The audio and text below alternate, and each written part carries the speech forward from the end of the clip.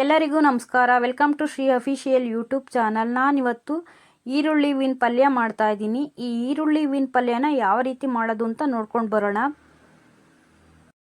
ಈರುಳ್ಳಿ ಹೂವಿನ ಪಲ್ಯ ಮಾಡೋದಕ್ಕೆ 1 ಕಟ್ ಈರುಳ್ಳಿ ಹೂವು, 2 ದೊಡ್ಡ ಸೈಜ್ ಟೊಮೊಟೊ ಮತ್ತು 2 ಮೀಡಿಯಮ್ ಸೈಜ್ ಈರುಳ್ಳಿನ ಸಣ್ಣದಾಗಿ ಕಟ್ ಮಾಡಿ ಇಟ್ಕೊಂಡಿದ್ದೀನಿ. ಹಾಗೆ ಕರಿಬೇವು ಕೂಡ ತೊಗೊಂಡಿದ್ದೀನಿ. ಒಗ್ಗರಣೆಗೆ ಕಡಲೆಬೇಳೆ, ಜೀರಿಗೆ, ಸಾಸಿವೆ ತೊಗೊಂಡಿದ್ದೀನಿ. ಹಾಗೆ ಸ್ಪೈಸಸ್, ಅರಿಶಿನದ ಪುಡಿ, ಚಿಲ್ಲಿ ಪೌಡರ್, ಧನಿಯಾ ಪೌಡರ್ ತೊಗೊಂಡಿದ್ದೀನಿ. ಮತ್ತು ತೆಂಗಿನಕಾಯಿ ತುರಿ ಮತ್ತು ಕೊತ್ತಂಬರಿ ಕೂಡ ಕಟ್ ಮಾಡಿ ಇಟ್ಕೊಂಡಿದ್ದೀನಿ. ಬಾಣಲಿಗೆ 1-2 ಸ್ಪೂನ್ ಎಣ್ಣೆ ಹಾಕ್ಕೊಂಡಿದ್ದೀನಿ. ಎಣ್ಣೆ ಕಾದ ನಂತರ ಸಾಸಿವೆ, ಜೀರಿಗೆ, ಕಡಲೆಬೇಳೆ ಹಾಕ್ಕೊಂಡು ಚಿಟಪಟ ಅಂತ ಸಿಡಿಯೋವರೆಗೂ ನಾವು 1-2 ಸೆಕೆಂಡ್ ಫ್ರೈ ಮಾಡ್ಕೊಂಡಿದ್ದಾದಮೇಲೆ ಕರಿಬೇವು ಹಾಕ್ಕೊತಾ ಇದ್ದೀನಿ. ಕರಿಬೇವು ಕೂಡ ಫ್ರೈ ಆಗಿದೆ. ಇವಾಗ ನಾನು ಸಣ್ಣದಾಗಿ ಹೆಚ್ಚಿಟ್ಕೊಂಡಿರೋ ಈರುಳ್ಳಿ ಸೇರಿಸ್ಕೊತಾ ಇದ್ದೀನಿ.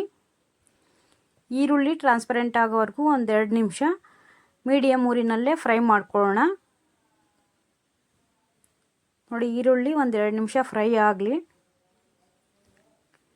ಈರುಳ್ಳಿ ಫ್ರೈ ಆಗಿದ ನಂತರ ನಾನಿಲ್ಲಿ ಈರುಳ್ಳಿ ಹೂವನ್ನು ಹಾಕ್ಕೊತಾ ಇದ್ದೀನಿ. ಇದನ್ನು ಉಳ್ಳಗಡ್ಡೆ ತಪ್ಪಲ ಅಂತಲೂ ಕರೀತಾರೆ ಒಂದೊಂದು ಸೈಡು, ಮತ್ತು ಉಳ್ಳಿ ಹೂವು ಅಂತ ಕೂಡ ಕರೀತಾರೆ. ಇದು ಸೀಸನಲ್ಲಿ ಮಾತ್ರನೇ ಸಿಗೋದು. ತುಂಬ ಪ್ರೋಟೀನ್ ಇರೋ ಅಂಥ ತರಕಾರಿ ಇದು ಬಂದು. ಇದನ್ನು ಮಿಸ್ ಮಾಡ್ದಲೇ ನೀವು ಸೀಸನಲ್ಲಿ ಒಂದ್ಸಲ ತಗೊಂಡು ಮಾಡ್ಕೊಳ್ಳಿ. ಸಾಂಬಾರು ಬೇಕಾದ್ರೂ ಮಾಡ್ಬೋದು. ಹುಳಿ ಸಾಂಬಾರು ಮಾಡಿದ್ರೂ ತುಂಬಾ ಚೆನ್ನಾಗಿರುತ್ತೆ, ತುಂಬ ಟೇಸ್ಟಿಯಾಗಿರುತ್ತೆ. ನೋಡಿ, ಈರುಳ್ಳಿ ಹೂವು 1-2 ನಿಮಿಷ ಫ್ರೈ ಆದಮೇಲೆ ಟೊಮೊಟೊ ಸೇರಿಸ್ಕೊಂಡು ಅದನ್ನು ಕೂಡ ಫ್ರೈ ಮಾಡ್ಕೊಳ್ಳೋಣ. ನೀಟಾಗಿ ಮಿಕ್ಸ್ ಮಾಡಿಕೊಂಡು ಫ್ರೈ ಮಾಡ್ಕೊತಾ ಇದ್ದೀನಿ. ಟೊಮೊಟೊ ಎಲ್ಲ ಸ್ವಲ್ಪ ಸ್ನ್ಯಾಶ್ ಆಗಬೇಕು, ಅಲ್ಲಿ ತನಕ ಫ್ರೈ ಮಾಡ್ಕೊಳ್ಳೋಣ. ಇವಾಗ ಸ್ಪೈಸಸ್ ಸೇರಿಸ್ಕೊಳ್ಳೋಣ. ನಾನಿಲ್ಲಿ ಅರ್ಧ ಸ್ಪೂನು ಅರಿಶಿನದ ಪುಡಿ ಮತ್ತು 1 ಸ್ಪೂನ್ ಚಿಲ್ಲಿ ಪೌಡರು, 2 ಸ್ಪೂನ್ ಧನಿಯಾ ಪೌಡರು ಸೇರಿಸ್ಕೊಂಡಿದ್ದೀನಿ. ಸೇರಿಸ್ಕೊಂಡು ನೀಟಾಗಿ ಮಿಕ್ಸ್ ಮಾಡ್ಕೊಳ್ಳೋಣ. ಇಲ್ಲಿ ಸ್ವಲ್ಪ ನೀರು ಸೇರಿಸ್ಕೊತಾ ಇದ್ದೀನಿ. ಯಾಕೆಂದರೆ ಇದು ನಾನು ಪೌಡರ್ಗಳು ಸೇರಿಸ್ಕೊಂಡಿರೋದ್ರಿಂದ ಒತ್ತಬಾರ್ದಲ್ಲ, ಹಾಗಾಗಿ ಸ್ವಲ್ಪನೇ ನೀರು ಸೇರಿಸ್ಕೊಂಡು ಮಿಕ್ಸ್ ಮಾಡ್ಕೊತಾ ಇದ್ದೀನಿ. ನೋಡಿ, ಈ ರೀತಿ ಮಿಕ್ಸ್ ಮಾಡಿಕೊಂಡು ಇವಾಗ ಉಪ್ಪು ಕೂಡ ಸೇರಿಸ್ಕೊಳ್ಳೋಣ. ರುಚಿಗೆ ತಕ್ಕಷ್ಟು ಉಪ್ಪು ಸೇರಿಸ್ಕೊಳ್ಳೋಣ. ಇದನ್ನು ಕೂಡ ಮಿಕ್ಸ್ ಮಾಡ್ಕೊಳ್ಳೋಣ. ನೀವು ಈ ಥರ ಪಲ್ಯನ ಮೇಯ್ನಾಗಿ ಚಪಾತಿಗೆ, ರೊಟ್ಟಿಗೆ, ದೋಸೆಗೆ, ಇಡ್ಲಿಗೆ, ಪೂರಿಗೆ ಎಲ್ಲದಕ್ಕೂ ಮಾಡ್ಕೊಳ್ಬೋದು. ಈ ಈರುಳ್ಳಿ ಪೈಪ್ ಬಂದು ಸೀಸನಲ್ಲಿ ಮಾತ್ರನೇ ಸಿಗೋದು.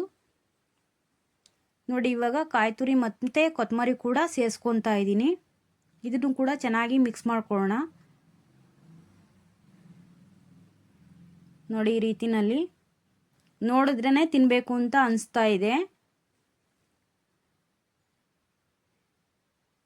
ಇವಾಗ ನಿಮಗೆ ಯಾವ ಅದಕ್ಕೆ ಬೇಕು ಅದಕ್ಕೆ ನೀರು ಸೇರಿಸ್ಕೊಳ್ಳಿ.